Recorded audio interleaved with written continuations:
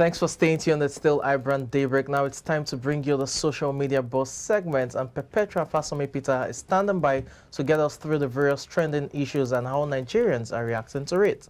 Pep, good morning. Good morning. Good morning. I love your talk. I was going to say that. Okay. Okay. I didn't get the memo. Is that right? But I love you're your cool, gene. yes. Thank you. Thank So you. what's happening in the world? Well, of social so many media? things are happening, but Blood Sisters, I mean, it was all over social media, the Sisters. actors and Yes. actresses, all of them. I think people are having a fun time with that. But of course, we're doing politics today. Okay. Yeah.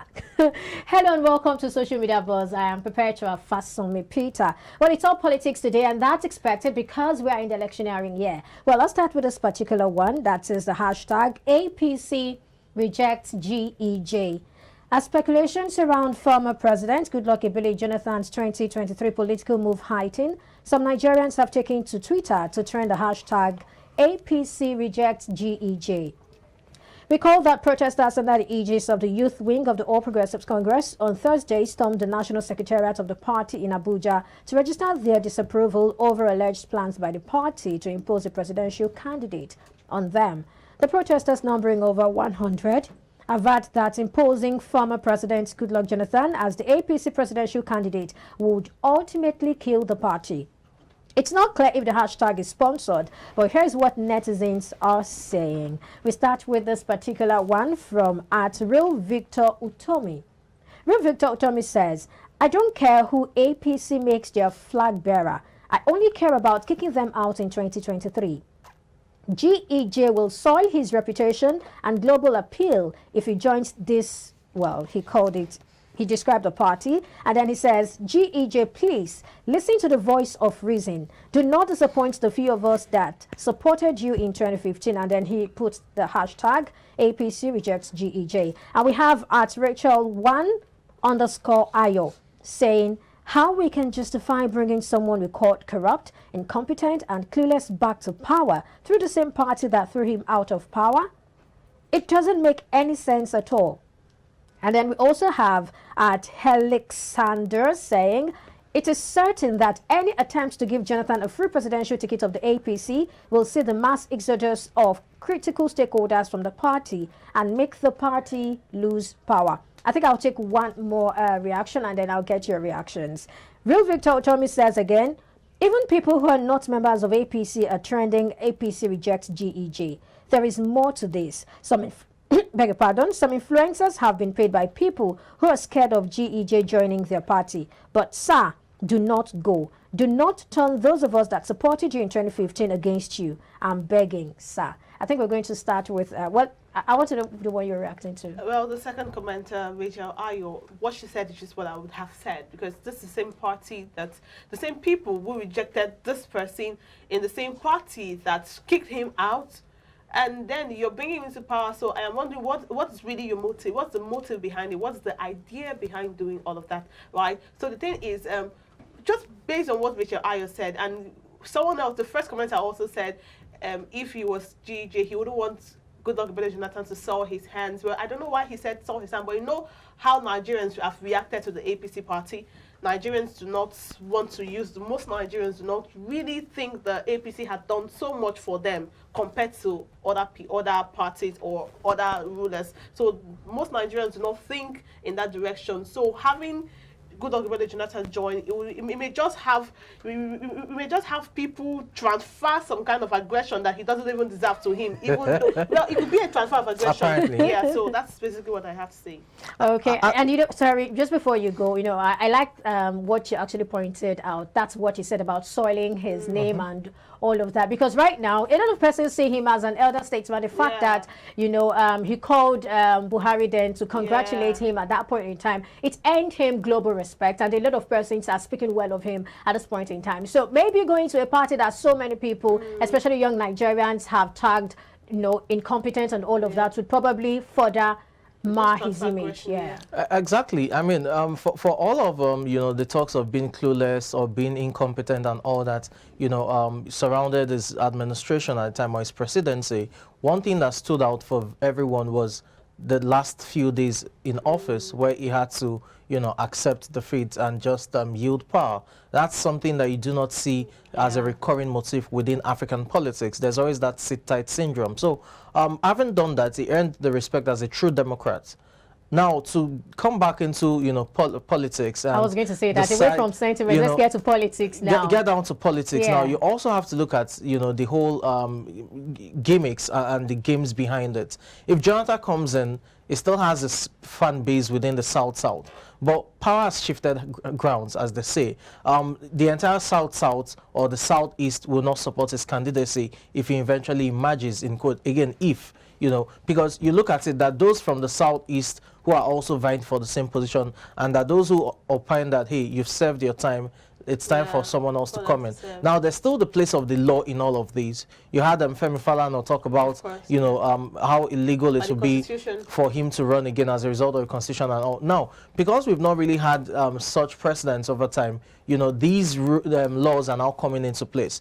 When Yar'Adua died, there was that stagnancy, so to speak, regarding the lacuna, regarding who takes over and how, because it did not officially write to the National Assembly to transmit powers until the Supreme Court came up with that, amazing ruling, and, Jonathan came on board. So the same thing happened now. You now have a new rule that says, okay, if you've served more than half of the time and all of that, and he has served 6 years. So for all of these things, I think it's just, the issue of politics playing that certain people that have been paid and they would have to do their job among others. Yes, you just mentioned that. You think, I think so too. I think some persons were paid to trend that hashtag. It's politics. Now, looking at it, why would they pay? Are they scared of something? It's not scared. Sometimes, when, as they say, there's no smoke without fire. Also think about the protest. I mean, there was a protest yesterday, and that same yesterday, we also have people trending APC rejects in what sense? It's what it is when you look at the issue of rejecting, the protest norms of rejecting is possible the campaign. Now the issue is this: defection or no defection. There's the place of the law having a say in all of this. There's also the place of the political players trying to shield their interest in all of this, and that's where you have paid campaigns coming, or you have paid or sponsored protests coming as well. For all of these things, I think Gage should. I'm hearing that for the first time. Gage should, just stay put as an elder statesman. I think it's necessary. That's a kind of respect he had attained, even within in ECOWAS himself. So he cannot afford to do certain envoy to Mali. Yeah, you can do that. Mali, of course, they had to bring, because that peaceful note he ended with, and also the fact that he said that his political ambition is not what's the life or the blood of any Nigerian. That earned him a lot of respect. He didn't get the seat, quite all right, but I feel like he's even more respected than our current president. Actually, that's what most Nigerians think. Also, I share that too. Maybe a lot of Nigerians. Enough Nigerians. But rather, he's even more respected than some of the leaders we've had. So rather than, politics, people want to be in power. And then I remember when sometime last week when he had the people came with placards and saying we want him to he also said, I cannot categorically tell you that I am going to contest, but it's in... Why did he categorically say yes or no? Because that was consultation. But yeah, so at that point, I feel that was the best thing he would have done at that point, because he could not tell those people no. Of course, it would have spawned a lot of reaction. So he had to say that. That was wisdom being at work. So I feel he's that wise. He should continue in that line of wisdom and not make Nigerians hate him for what he didn't do, actually. All right, let's go to the second story. For the second story this morning, this one is about Pastor Tunde Bakare. I felt like dancing like Well, Pastor Tunde Bakare of Citadel Global Community Church and Presidential Hopeful on Thursday joined a host of other aspirants to purchase the All Progressives Congress APC nomination and expression of interest forms. Many Nigerians have taken to social media to react to this. But first, let's watch this video for context. Yes, there's a video we need to watch for context. Take it to the mountaintop. If you have never heard it before, I'm saying it to you this morning. In the scheme of things, as far as politics of Nigeria is concerned, President Muhammadu Buhari is number 15, and yours sincerely, I'm number 16.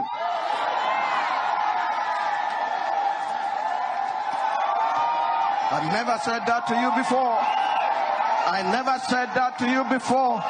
I make it plain this morning. I let you know it this morning. Nothing can change it. In the name of Jesus, he is number 15. I am number 60.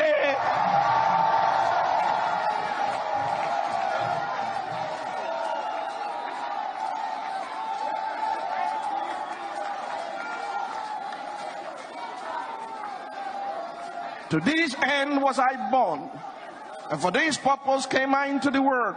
I prepared you for this for more than 30 years. All right, there you have it. Let's check out some of the reactions we have. I think I'll start with this particular one that alludes to the video we just watched. At Everest says, I can't get tired of this video. Looks like the prophecy of Pastor Tunde Bakare is about to come to pass. He's number 16. Buhari will hand over to him. That's the first one. And then we'll now go back to another tweet. This particular one is from Fisayo Shoyombo. At Fisayo Shoyombo says, I'm happy to see Pastor Tunde Bakare join the 2023 presidential race. Men of integrity cannot continue hiding in the background, away from politics. One after the other, they would be stepping forward.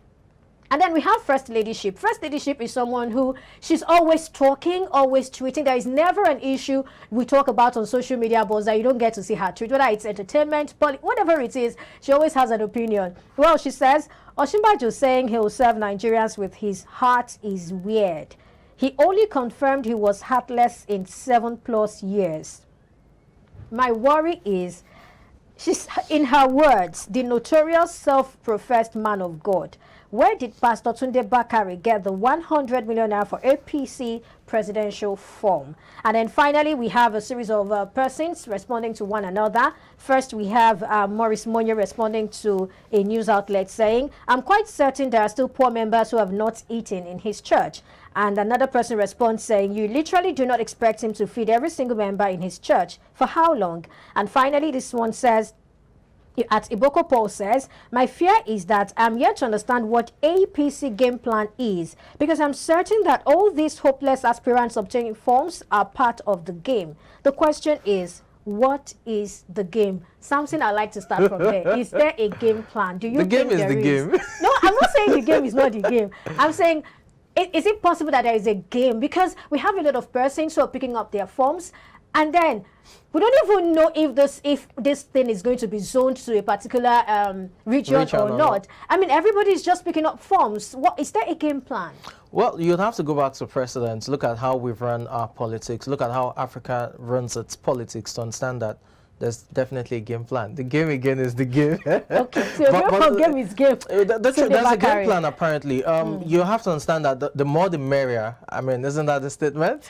It just shows you that certain individuals would have more votes, and those block votes can't go to another individual. Oftentimes, what you have is when you have series of parties in terms of a huge number, there will be probably 2 or 3 prominent ones that will get more votes than others. It could be close. So you could have like 600, 620, 540, and then you have those who just get 60, 80, 40, like that, block votes kind of.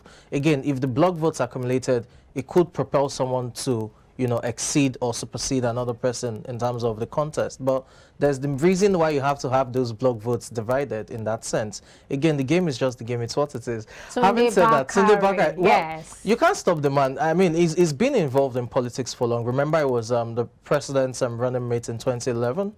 When they were at CPC together. So it's been in politics for long and it's been vocal. He's also had instances where he's criticized this current government, surprisingly, despite having a very good or cordial relationship with the president. So having said all of this, I don't have issues with he coming out. I understand those who are concerned, oh, where did he get 100 million to purchase forms and all of that. And some already, some persons already mocking his church members for paying tithes and offerings, saying, see what's happening to your tithes and offerings. The truth again is, you should understand that even before he became a pastor, Tunde Bakare was a seasoned lawyer, so that those who have friends, again, we've seen these things happen, friends help buy you form and all. Again, for the elites, what you find out is they can easily call on their fellow, class members to support their bid. And when I mean class member, I'm talking about the upper class, the 1%, in the society.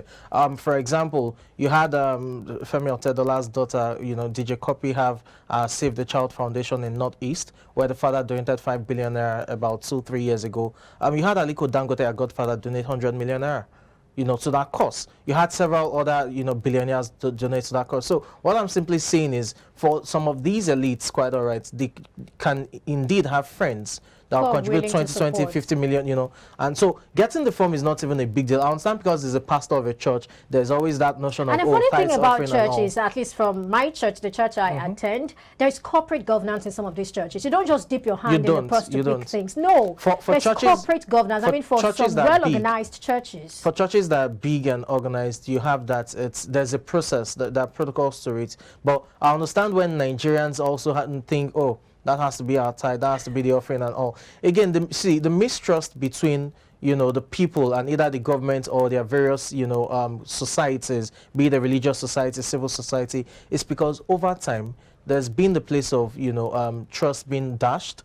People have, either through corruption or, financial investment and all of that. So it raises eyebrows when you see certain things. But you can't fault Tunde Bakare for, contesting or throwing his hat into the ring. Let's get to hear your thoughts. Well, you asked Samson if he thinks there's a game there. But the thing is that a game, he said a game is a game. But then politics in itself is a game, right? Politics is a game. So, well, I even wonder how we have a lot of aspirants purchase forms of 100 million naira. Well, we don't have receipts of where this money is going to, or if they actually paid for it. Oh, well, yeah, of course, that's what you would say.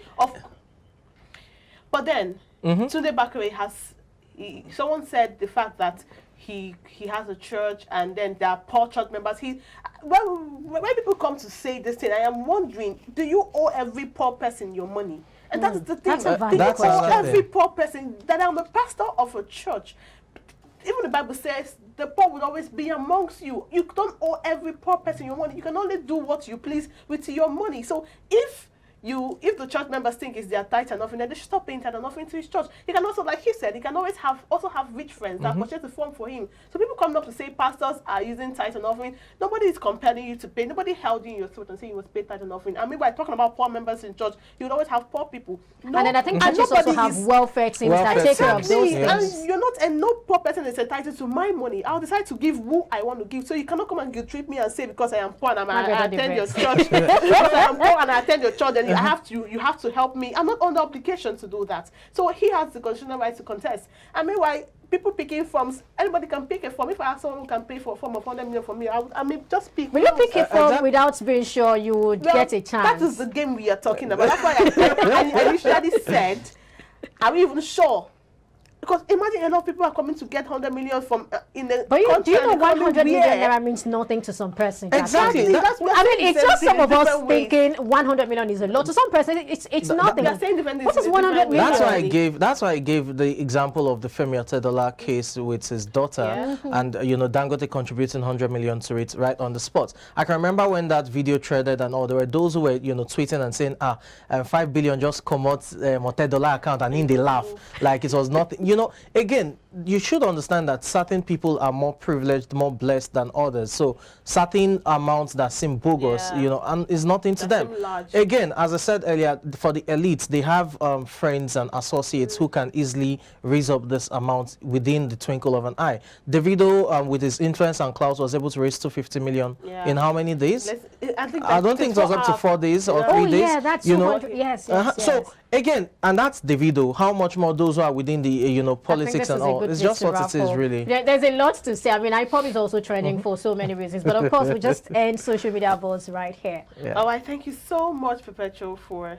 Of course, it was a robust conversation. Really although Samson was saying some kind of things, I was saying some kind of things. We all disagree. It's okay to disagree and agree, but then thank you. We appreciate you on the show this morning. All right, that was Perpetual Fasomi Peter on social media. We'd like for you to share your thoughts and on the live chat below, and also share your social media platforms are open for you. Please do well to share your thoughts on what you think there. We'll take a short break now. When we come back, don't forget we have more interesting conversations for you on the show today. Please relax. We'll be right back.